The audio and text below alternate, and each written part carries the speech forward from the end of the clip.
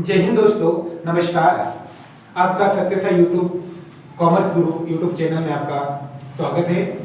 हमने आपके लिए अकाउंटिंग सीखने के लिए बेसिक अकाउंटिंग टर्म की सीरीज लेके आए हैं। उसके अंतर्गत हम स्टडी करने वाले हैं आज modern rule of debit and credit. मतलब अकाउंट को डेबिट और क्रेडिट करने के आधुनिक नियम।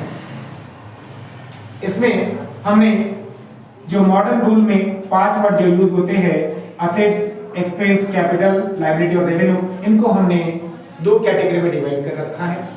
पहली ये कैटेगरी में असेट्स और एक्सपेंस है और दूसरी बी कैटेगरी में 3 वर्ड है, कैपिटल, लायबिलिटी और रेवेन्यू। ये क्या होते हैं, ये इनकी जो मीनिंग है वो आपको अच्छे से समझना है। तो हमने अकाउंटिंग बेसिक अकाउंटिंग सीरीज के अंतर्गत जो पहला वीडियो लाया था उसमें हमने डिटेल में आपको एक्सप्लेन किया है। तो इसीलिए जो व्यूअर मेरे पहली बार इस वीडियो को देख रहे हैं वो पहला वीडियो जरूर देखें, आपका कॉन्सेप्ट अच्छे से क्लियर हो जाएगा। मैं अभी शॉर्ट में बता देता हूँ। असेट्स का मतलब होता है बच्चों, जिसको हम बोलचाल की भाषा में प्रॉपर्टी कहते हैं, मतलब संपत्ति। और एक्सपेंस का मतलब होता है व्यय। तो असेट्स क्या होती है, इसकी क्या मीनिंग निकलती है, तो वह वैल्यू जिनका बेनिफिट हमें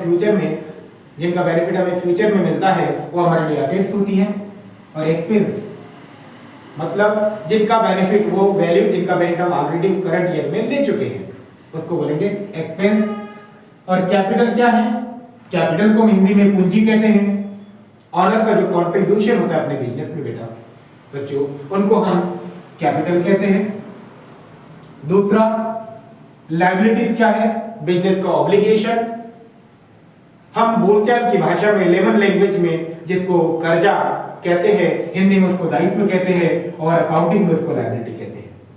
मतलब बिजनेस को फ्यूचर में उसके बाद बदले में कुछ पे करना होता है।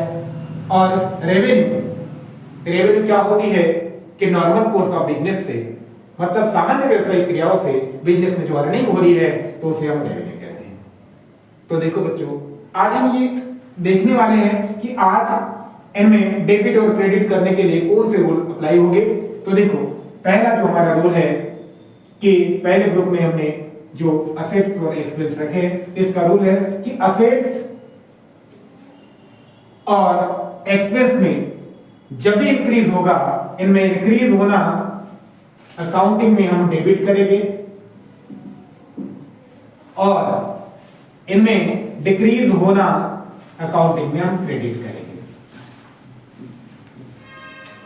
मतलब बच्चों समझो कि जब भी हमारे बिजनेस में असेट्स या एक्सपेंस में वृद्धि होगी तो हम उनको उनके अकाउंट को डेबिट करेंगे और इनमें जब भी इनमें कमी आएगी तो उनके अकाउंट को हम क्रेडिट करेंगे। दूसरा जो रूल है कि कैपिटल, लायबिलिटी और रेवेन्यू, इन तीनों में से किसी में भी बच्चों यदि वृद्धि होती है माने इंक्रीज होता है तो हम इसको क्रेडिट करेंगे तथा, और इसमें इन तीनों में से बच्चों किसी में भी यदि कमी होती है मतलब डिक्रीज होता है तो हमें डेबिट करेंगे। तो पहला रूल बच्चों कि असेट्स और एक्सपेंस का बढ़ना डेबिट होता है और इनका कम होना क्रेडिट होता है। और दूसरा रूल कैपिटल, लायबिलिटी और रेवेन्यू, इनका बढ़ना क्रेडिट होता है और कम होना डेबिट होता है। तो देखो बच्चों, आपको थोड़ी प्रैक्टिस करना पड़ेगा। एक बार आपने इसमें कमांड यदि बना दी, आपका कॉन्सेप्ट क्लियर हो गया तो आपको कोई प्रॉब्लम्स क्रिएट नहीं होगी। तो मैं इसको याद करने का आपको एक अच्छा सा तरीका बता देता हूँ। जैसे ही आज आप मेरे वीडियो देखने के बाद आप शाम में सोने जाओगे तो उस समय जब आप अपने पेरेंट्स को गुड नाइट कहोगे तो उस समय बेटा गुड नाइट नहीं कहना, बोलना कि हमारे सर ने कहा है कि मम्मा असेट्स और एक्सपेंस का बढ़ना डेबिट होता है और घटना क्रेडिट। जब बच्चों आप मॉर्निंग में सो के उठोगे तो उस समय जब आपको कोई गुड मॉर्निंग कहेगा तो उस समय आपको कहना कि ना ना डैडी ना, गुड मॉर्निंग नहीं। कैपिटल, लायबिलिटी और रेवेन्यू इनका बढ़ना क्रेडिट होता है और घटना डेबिट होता है। तो देखिए बच्चों, कैसा लगा आपको मेरा आज का वीडियो?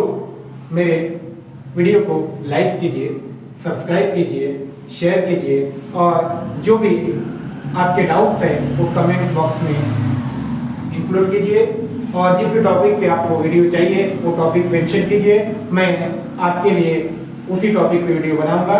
तो बहुत बहुत धन्यवाद।